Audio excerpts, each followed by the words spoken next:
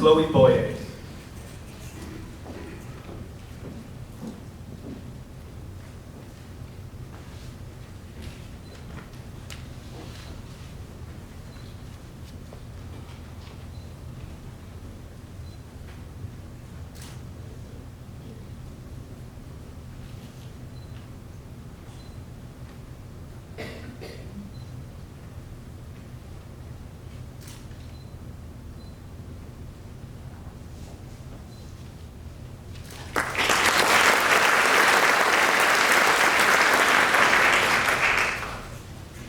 Kemi Champagne.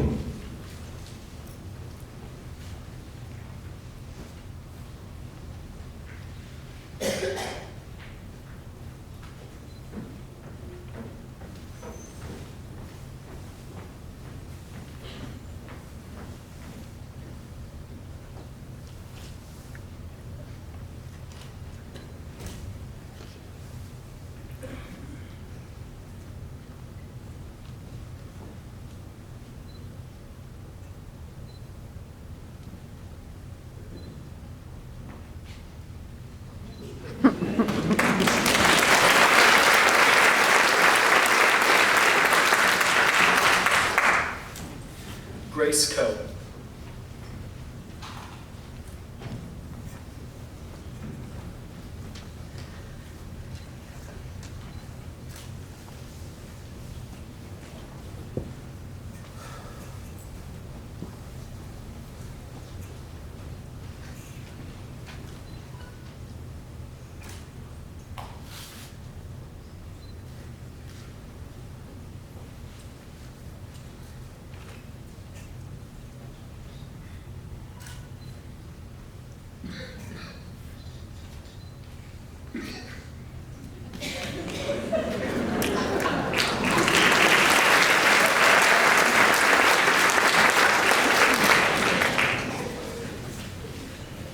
Douglas Cook.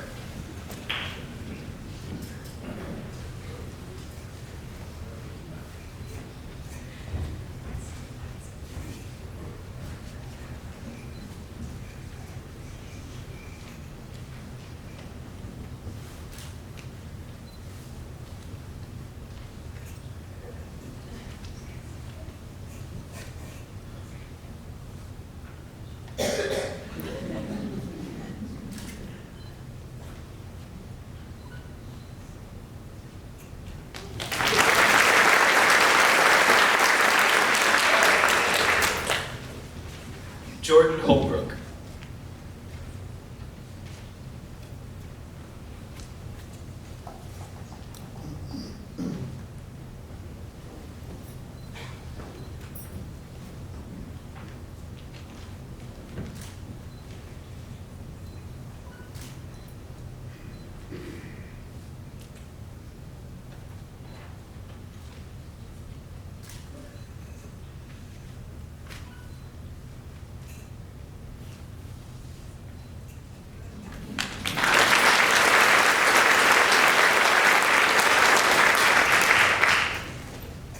Emily King.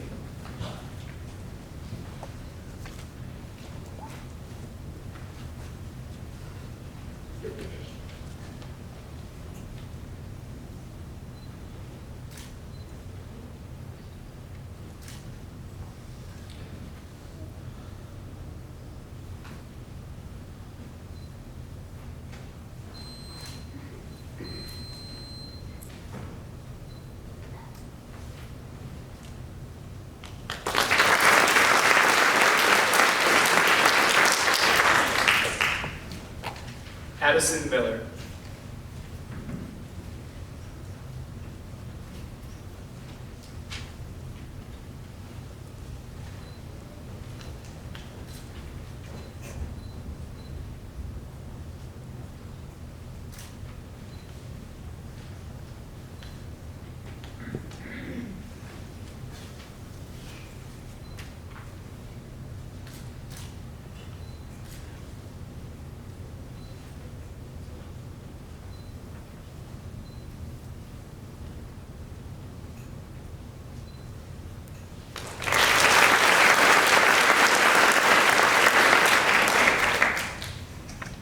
Alexis Manette.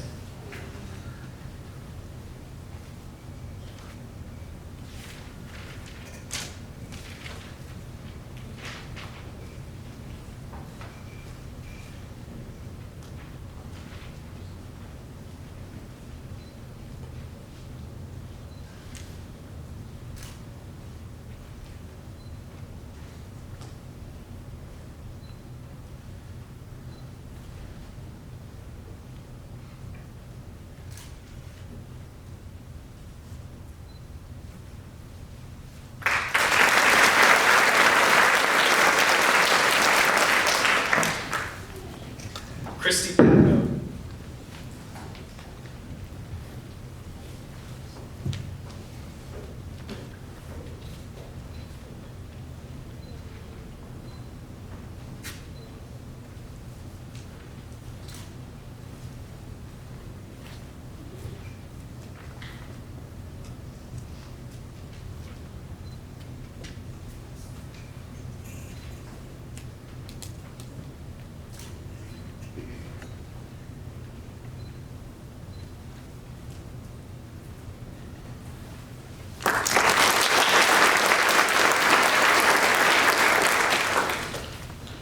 Emily Patno.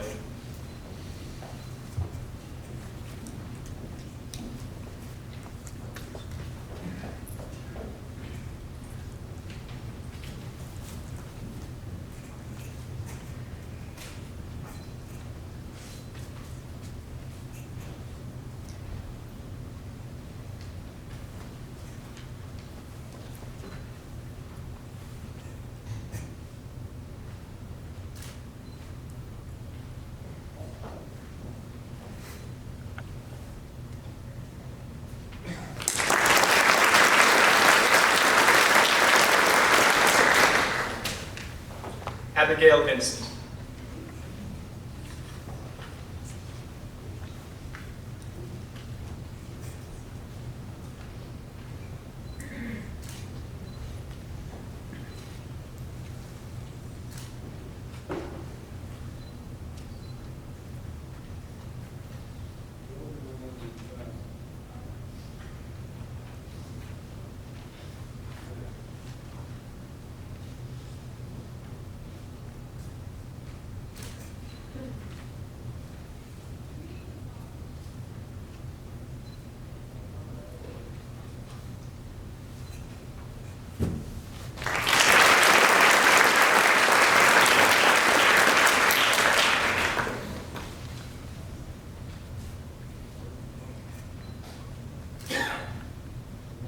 The candidates will please raise your right hand and repeat the pledge. I pledge myself always to seek the light of truth, to hold scholarly habits, to engage in worthy service,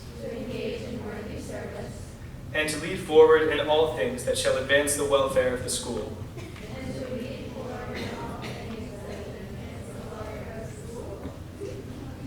Congratulations to all new members.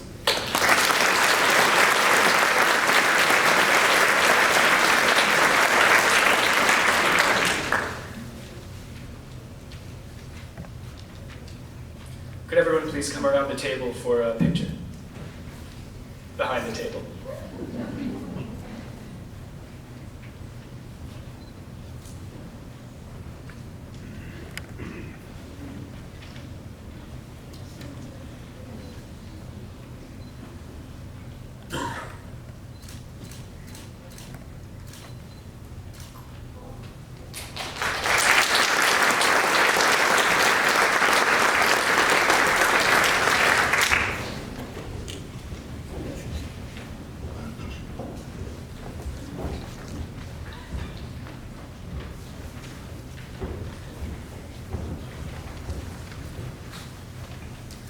We are pleased to have one of Chateaugay's finest alumni here with us this evening, Miss Grace Harrigan.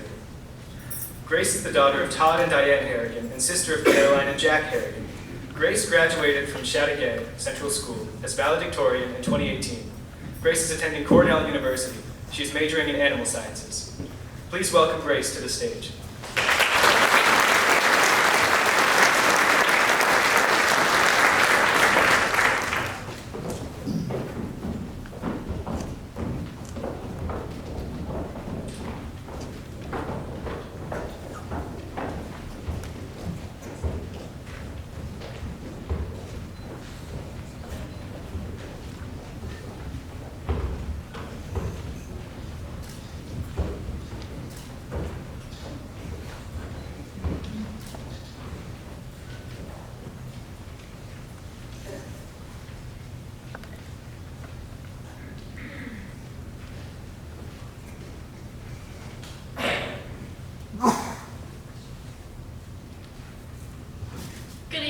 everyone. I don't think most of you needed an introduction of me, not because I'm any type of superhero, but because it has been only 1 year since I was sitting in those seats right there. When asked if I would speak to you all tonight, I got sick to my stomach. Aren't the people who give this speech supposed to be confident, grown-up adults that know what they're doing with their life? After all, how am I supposed to follow up not only one, but two of my own mentors who stood behind this podium with elegance and grace, both fully confident and accomplished in the lives they lead? If I'm being completely frank, I would say I peaked when I was still walking these hallways each day. Long story short, I will make this my disclaimer. No, I don't have any aspect of my life figured out or even know what pathway I am on. But yes, I will share a few potholes I have hit thus far in the hopes that maybe you'll be able to swerve around them or just feel their edges. My first semester at college was a nightmare. I went from the valedictorian that could study and write papers the night before they were due and continuously get 90s, to almost failing anatomy and physiology, struggling in psychology, and not even recognizing the authors whose literature was read in my writing seminar. I felt homesick, miserable, and out of place. There wasn't one occasion after leaving home that I wasn't bawling my eyes out before I even got to Malone. It was truly frightening to go from an environment where every teacher knows your name and greets you, regardless of whether you took their class or not, to a place where I was lost in a lecture of 500, and to this day, still don't know half of my classmates in my major. You would think that amid all this stress and uncertainty, I would break down my walls for someone, let them in to listen and give advice. However, this would be extremely wrong. After all, my pride was too valuable.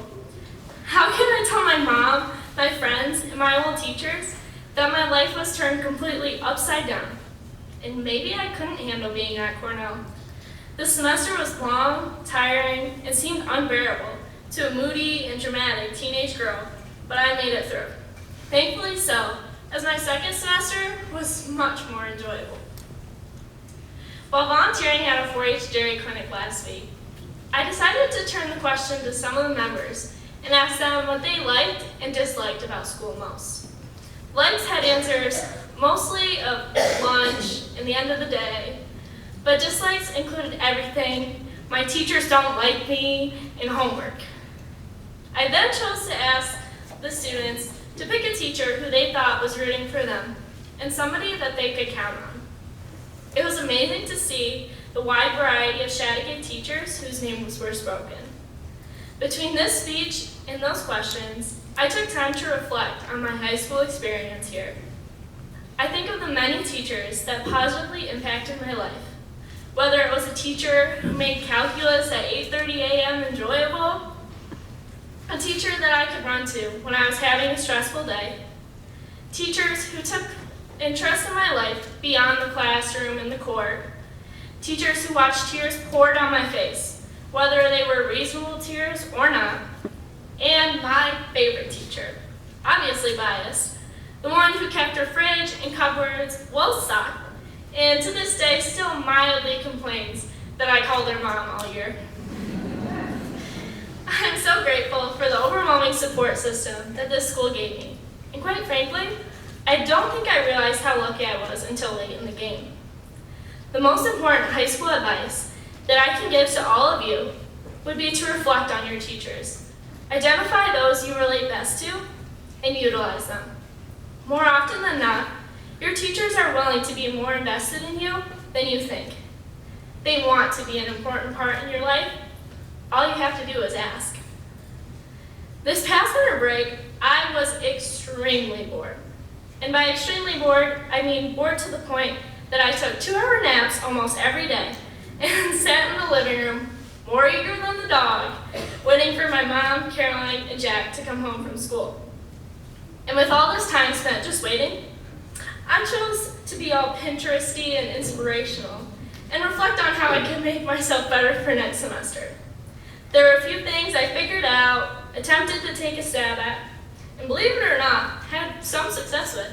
even without 100% effort. One of the most important college and life lessons I've learned this year is that if you have free time that you haven't planned for, it's definitely not free time. Life can be cruel and will play dirty tricks on you like that. I don't mean to say that you shouldn't have free time at all, but if it meanders into places where you haven't intentionally put it, it's not there. Taking advantage of this not-so-free time is what contributed to many of my crappy grades, procrastination problems, and stress. Might I mention, this so-called free time caused me to be 2 minutes shy of being late for a final exam. How's that for a pre-final de-stressor? Much of this seemingly free time was just a result of being jam-packed with practices, games, assignments, and other extracurriculars while in high school, and following it up with a moderately busy college schedule. What was I supposed to do in a place where I didn't wake up at 5:30 a.m. to take care of my calves, get ready for school, go to school, come home, take care of my calves again, and follow it up with a game, traveling team practice in Madrid, Dairy Princess activities, FFA events, or homework?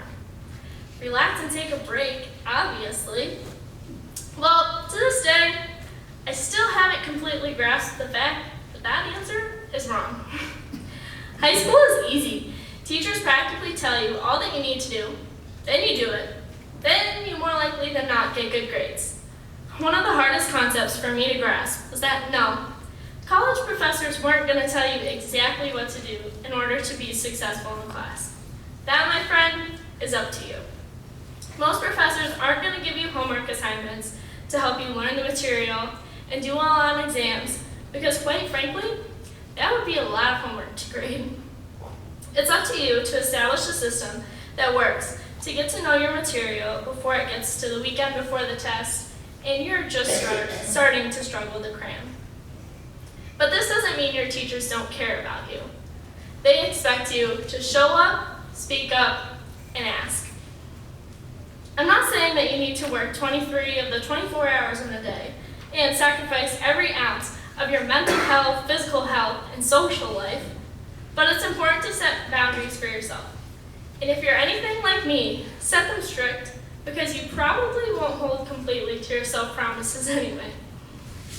I will solely admit to the fact that I am a through-and-through type 1 personality and a perfectionist.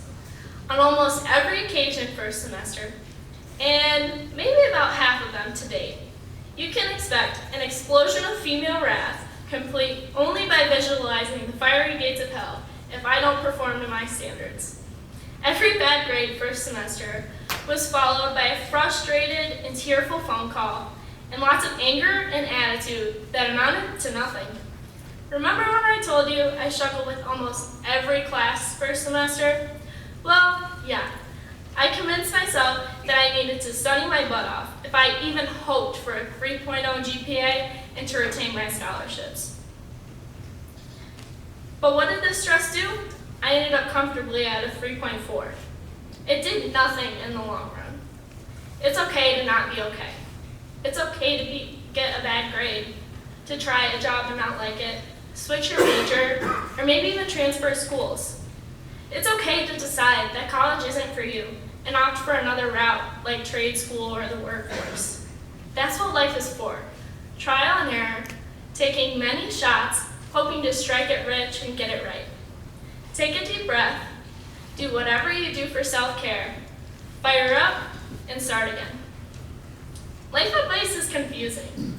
There are people that will be relatable and those that won't be. There are people who will offer certain suggestions and others that will offer the complete opposite. All of this can be extremely overwhelming. Who are you supposed to be, and how are you supposed to live up to the standards of the people giving you this advice? The closest thing to real advice I can give you is your life shouldn't be in the black and it shouldn't be in the white.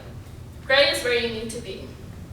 There are no extremes that will leave you with any kind of fulfillment, except maybe happiness. But I can guarantee you that you won't be happy in every instance of your life. If you are, I applaud you for being a ray of sunshine. The point is that your color gray is completely up to you. We are all different in our personalities, lifestyles, and motivations. The one universal piece of advice I can give you is to take the time to get to know yourself.